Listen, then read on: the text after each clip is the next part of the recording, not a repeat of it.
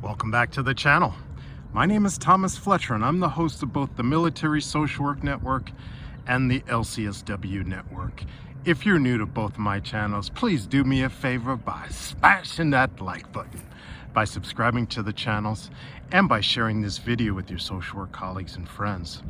The purpose of both of these channels is to create a community of hope and support where social workers can come for relevant news, information, and inspiration.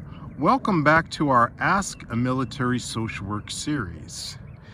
So this will be an introduction to military social work, and the specific question that we will answer in this video today is, how can I serve as a military social worker? So if you are new to my channel, just a little background about who I am.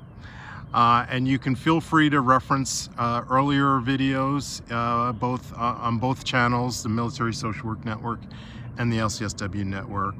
But I did cover this topic 4 or 5 years ago, so I thought it would be time to revisit this introduction to military social worker and all of the different ways that one can serve as a military social worker. There are many pathways. There are so many pathways and so many jobs where you can serve as a military social worker in both the civilian sector as well as the uniformed sector. So we're gonna explore, and I've identified at least 14 different ways that one can serve as a military social worker. So again, this is going to be an introductory video. I will do my best to cover all of them, but again, this is an introductory, and I can make future videos where I do deeper dives into each of these 14 pathways. So the first pathway that I've identified as a way to serve as a military social worker is as a civilian social worker in the Department of Veteran Affairs. This is one that I'm familiar with. I have been serving as a civilian in the Department of Veterans Affairs as a social worker for the past 21 plus years. Actually, next month, I'm filming today in February 2026. Next month, exactly 1 month, on March the 8th, will be my 22nd year in the Department of Veterans Affairs as a civilian social worker. So I would say this is the easiest way, the way with the least barriers to entry. The basic requirements are that to get a job in the Department of Veterans Affairs, or VA, as a social worker, as a licensed social worker, is attending a Master's of Social Work program that is accredited by the Council on Social Work Education, right? Completing that program and then applying for positions, applying for those GS-9 positions as an entry-level social worker. So I would say that's the easiest way. That's the easiest, the pathway of least resistance, as they say. The next pathways that I've identified are civilian social work positions in the Department of Defense or Department of War. And these would be, pathway number 2 would be applying for civilian social work jobs in the Department of the Army. Pathway number 3, applying for those civilian social work jobs in the US Air Force, right? Pathway number 4, applying for those civilian social work jobs in the Department of the Navy or the US Navy, right? Pathway number 5, okay, so now we are transitioning from civilian social work practice to uniformed military social work practice.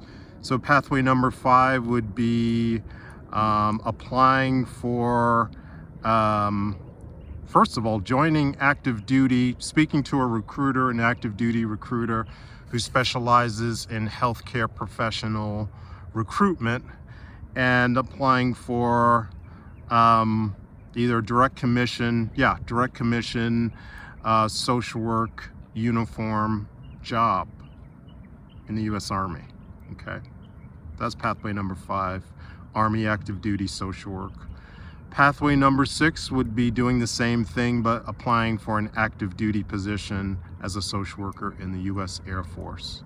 Again, talking to a recruiter, a U.S. Air Force recruiter, specializes in healthcare professional recruitment. All right.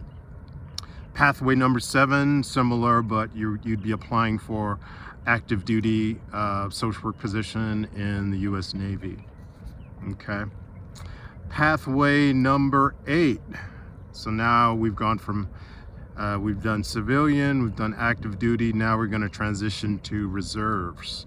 So pathway number 8, applying for U.S. Army Reserve social work position. Again, speaking to a recruiter, an Army recruiter who specializes in Army Reserve healthcare professionals, and going that route. Pathway number 9, speaking to a U.S. Air Force Reserve recruiter, again, specializing in healthcare professional recruitments, and joining the Air Force Reserves as a social worker. Pathway number 10, U.S. Naval Reserves, again, signing up. One thing that, here's a little commentary from my own experience of applying for. Again, I shared that I've been serving in the Department of Veterans Affairs as a civilian social worker for almost 22 years. And I have been serving as a social worker in the reserve component of the U.S. Army for over 14 years. Initially joining the Army National Guard, which we haven't talked about yet. So I joined the Army National Guard over 14 years ago as a social worker, and about 3 years ago I transferred from the Army National Guard to the U.S. Army Reserves as a social worker. Okay. But getting back to the U.S. Naval Reserve social work positions, one thing that I learned from speaking to a recruiter, so this is actual information that I got from a recruiter several years ago, is that the Navy usually holds their social work Navy Reserve positions for social workers that are transitioning from active duty in the Navy to Navy Reserve status.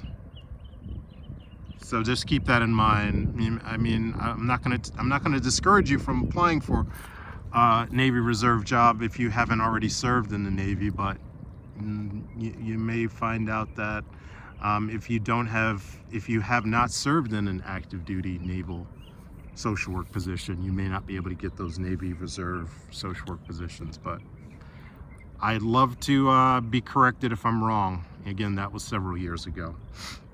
Pathway number 11, which I spoke about, joining the Army National Guard as a social worker, behavioral health officer, right?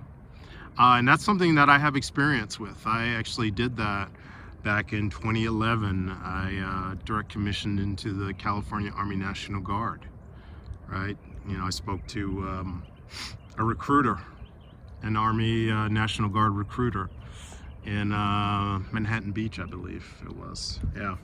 But anyway, that's pathway number 11. Pathway number 12 is joining the Air National Guard as a social worker. So the Air National Guard is one of the reserve components of the U.S. Air Force, alongside with the U.S. Air Force Reserves. Okay. Here's a pathway that not too many people are familiar with, but where you could serve as a uniform social worker. And this is the U.S.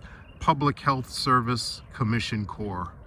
You can go on their website and you will see that they are always looking for social workers. And then the 14th pathway that I identified is joining the VA as a contract social worker. Actually, in my current position in the VA, every now and then I do speak with I do have communications with VA social workers that are not full-time employees, but in fact are contractors, most specifically HUD-VASH, Housing Urban Development, VA supported housing contractors. So those are the 14 pathways that I've identified as ways that a person could serve as a military social worker. Again, this is an introduction to military social work. I will do deeper dives into each of these pathways of serving as a military social worker. I would love to hear your experiences though. Again, I've only served in 2 reserve components of the U.S. Army. I've served in the Army National Guard, and I'm currently serving as a social worker in the U.S. Army Reserves. All right, so I'm going to stop right there, but I want to thank you all for watching this video. For all the social workers and other licensed mental health professionals, thank you for the work that you do every day. For your clients, for your agency, and for the profession. Please continue to support each other and yourselves. Bye for now.